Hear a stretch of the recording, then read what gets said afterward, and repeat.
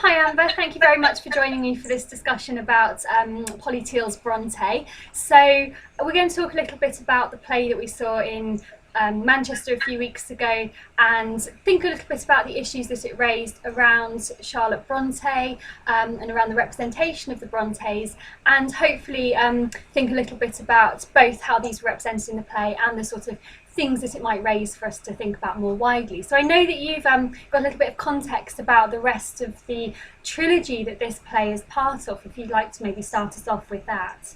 Yeah, sure. Well, Bronte, the play that we saw, is the final instalment in a trilogy of plays written and directed by Polly Teale, who's the artistic director of the Shared Experience Theatre Company. The first of this trilogy is an adaptation of Jane Eyre, so hopefully that's showing up there. And that was first performed in 1997, so it was some years ago now. And then in 2003, Polly Teale followed that up with a After Mrs. Rochester, which is a biopic of Jean Rhys, but it's very strange, it's quite imaginative, and it takes place in a locked room. And Bertha Mason appears on stage as the alter ego of Jean Rhys, although Bertha Mason thinks she's in the attic at Thornfield, so it's a very strange biopic. And then in 2005, the trilogy was completed by going back to origins with Bronte, which is the play that we saw. And this play notionally takes place on a single day. It notionally takes place on the day that Branwell Bronte and Anne Bronte return from Thorpe Green after Branwell's affair with Lydia Robinson is discovered. But in practice, as you'll have noticed, it jumps around in time. There's flashbacks to childhood, and then you continue the story forward through the early deaths of the Bronte siblings and Charlotte's marriage to Arthur Bell Nicholls. Interestingly, Bertha Mason is in every single play, so she is the connecting thread that keeps this trilogy together. So did you want to say something about the production that we actually saw? Absolutely, that's really interesting, I think, because Bertha was obviously the only fictional character that was sort of singled out in amongst a play that otherwise took the three Bronte children and their father, and there were a couple of other minor characters I think that came in, but it was actually very closely confined and focused on those three characters. And as you say, it was working through those kind of key scenes in their life, using flashbacks to childhood, and I thought it was a really interesting way to use the adult actors to portray the children. That actually brought out some really nice elements and was very well handled, I think, by the actors that we saw. And this production that we saw, it took place at the Manchester Metropolitan Theatre. Is that right? Right. It was Manchester Metropolitan University. The theatre was Capital Theatre. There's the. And it was originally staged a few years ago by Shared Experience, and I had actually seen the original production, so it was very interesting to see it kind of redone. And I think they did a very good job, particularly with the staging of the play. One thing I thought was quite interesting is the way that this play, although, as we said, it kind of centres around a lot of different episodes in their life, it contains the flashbacks, it all takes place in this one kind of confined space of the home. There's a little bit of the front of the stage that's used to represent the moorland, but predominantly the interior of the house, and particularly the kitchen, is kind of the main place of the action. So even though the characters kind of come and go and they go off on their various travels, and particularly Branwell and Charlotte and Emily go off as well, they sort of all come back to the house and everything's mediated through that domestic space, so we never kind of see the outside world. And I thought that was quite just an interesting way of giving a really kind of confined, it was quite a claustrophobic play in a lot of ways.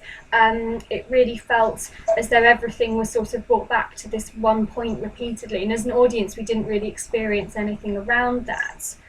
That's right, and I remember there was one moment where one of the actresses was running across the stage, and of course in the Capitol Theatre where we saw this production, there was no lifting or raising of the stage area, was there? The seats we were sitting on, and there were only 2 rows that circled round the set, were on the direct same level as the action, and this actress, I think it was the actress playing Kathy from Wuthering Heights, ran across the stage, and I had to move my legs because she came very, very close, and it was very unsettling as an audience member to have that division between stage and audience unsettled in that way. It felt very, I felt very vulnerable, exposed, and almost kind of a part of that claustrophobic kitchen area that we were viewing. Yeah.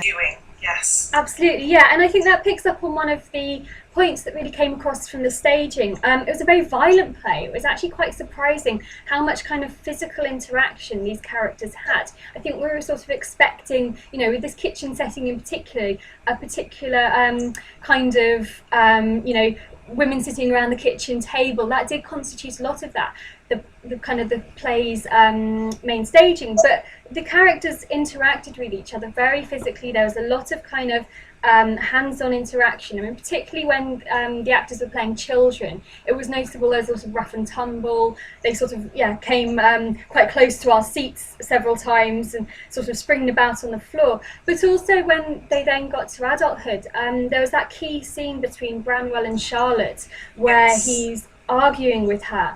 And he actually gets to the point where he pins her down on the floor in almost, it was very kind of sexually violent scene in a lot of ways, and that was really quite striking to see that kind of quite raw, quite embodied emotion being played out in that way, and I think it really brought out quite an interesting element there. That's right. That's quite a shocking scene. There's an altercation, isn't there, between Branwell and all three of the sisters in the kitchen space, and Charlotte is very much the focus of his aggression, and before they fall to the ground, he actually, according to the stage directions in the play, is meant to lift her skirts and put his hand up her skirts and talk about her own frustrated sexual desires, that she has a hot red itch and he knows that she does, and it's very, very shocking, not only because of the sexual violence, of course, but because of the incest taboo that's being raised, and it's not at all what you expect is going to happen in that domestic kitchen space, is it, with the stove in the background, and it's very shocking. I mean, even though it kind of plays on that domestic image, it also really disrupts it in that way, and that also reminded me of the other key kind of instance in which bodies are used in quite an interesting way, and that was through the woman that was playing Bertha Mason, and also, as you said, Kathy from Wuthering Heights, and she's coming onto the stage and she's sort of acting out.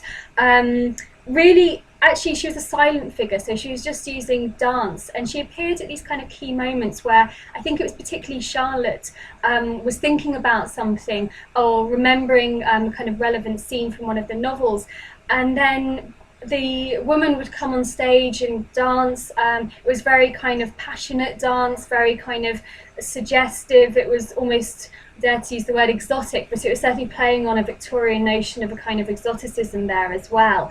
And that was quite interesting, I think. It was very passionate, it was very overtly sexual. It wasn't what you'd expect to be happening in that area. And they obviously seemed to be suggesting that there was a kind of suppressed desire. So it was Charlotte's sort of inner emotion that couldn't be acted out by her, and it was taking place elsewhere on the stage. It was obviously what we kind of see in the novels, hinted at but not really represented. So that whole idea of a kind of repressed sexuality was coming through there. I think it was also interesting though that what that did was it kind of was overlaying the life and the fiction. So we had a kind of a very biographical play, and then these kind of instances of the fiction just appearing and obviously giving a very biographical reading to those novels and to those characters. But I wondered if you could say a bit more about this and that kind of blurring between life and fiction that was, you know, an odd disjunction in the play, not unexpected perhaps from what we know of kind of how the Brontes are interpreted, but certainly quite an interesting approach to take. Well, perhaps there are two things to pick up on, one of which is the use of the Bertha, Kathy and Arthur Huntingdon figures, which are the three characters from the three Bronte novels that appear on stage. And I noticed that Bertha speaks the words that Branwell speaks to Charlotte. I'm going to say that again.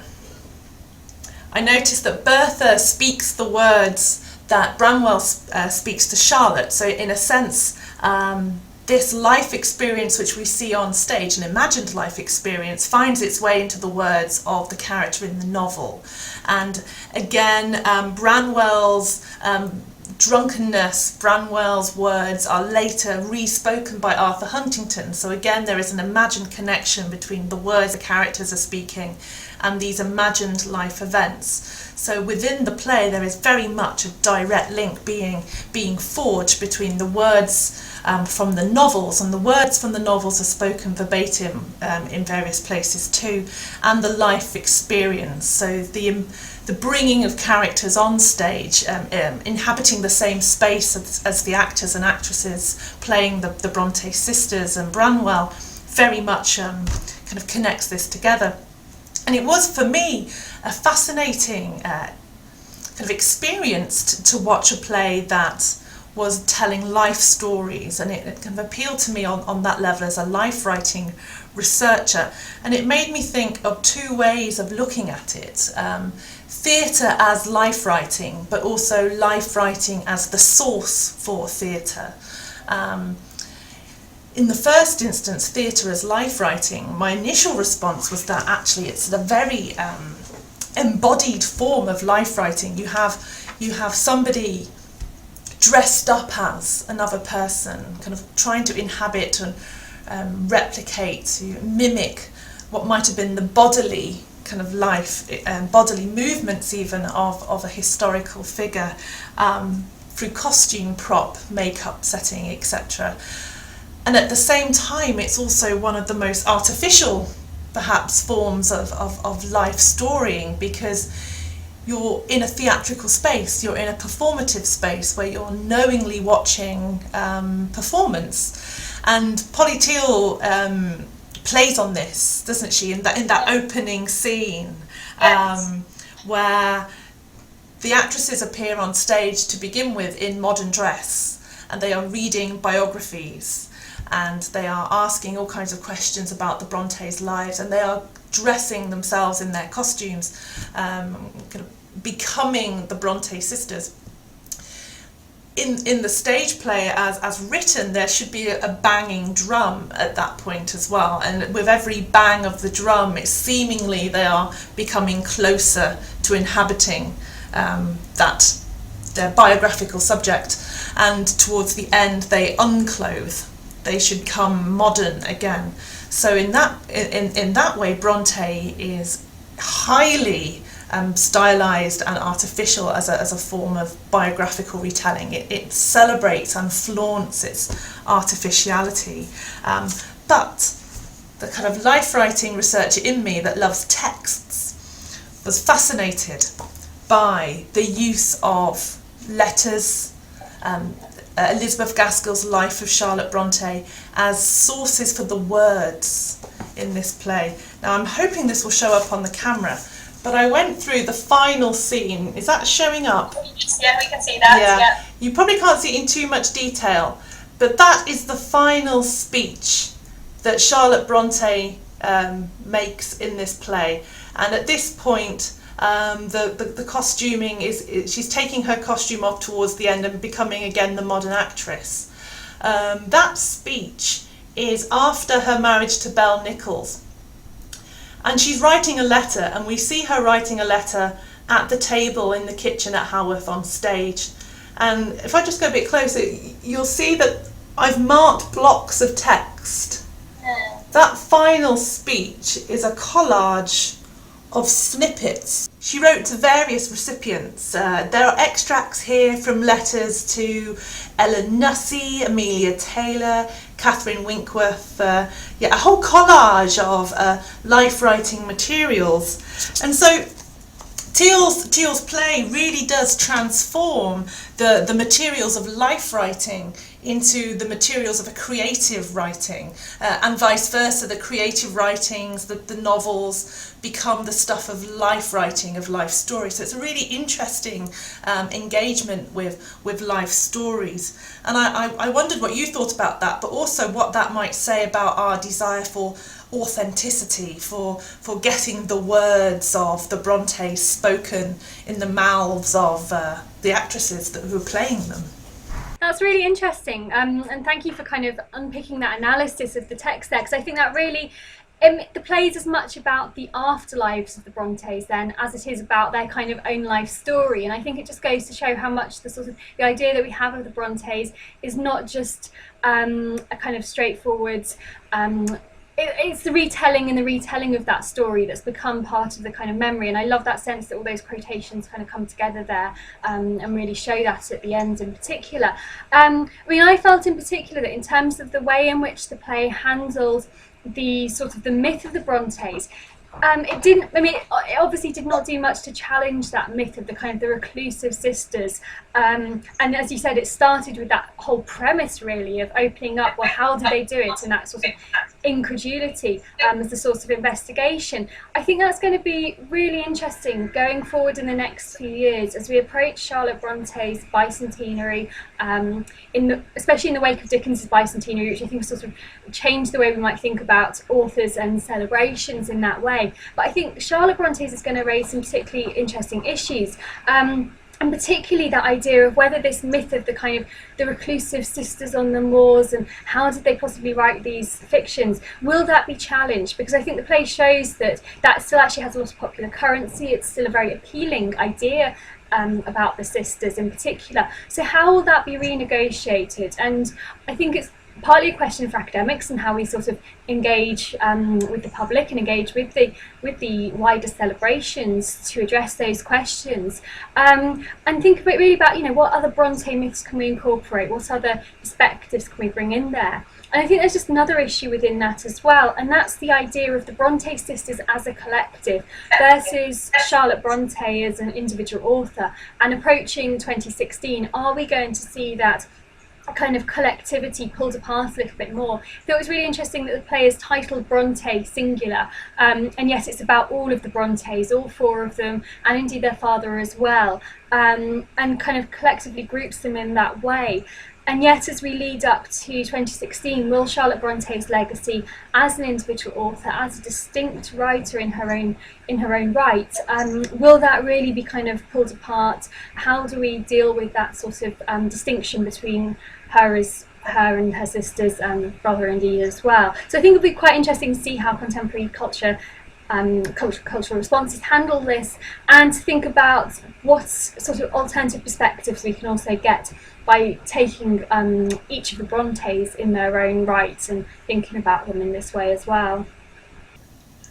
That's right. One thing that's just occurred to me actually as you were speaking was the role that Anne Bronte plays in this production.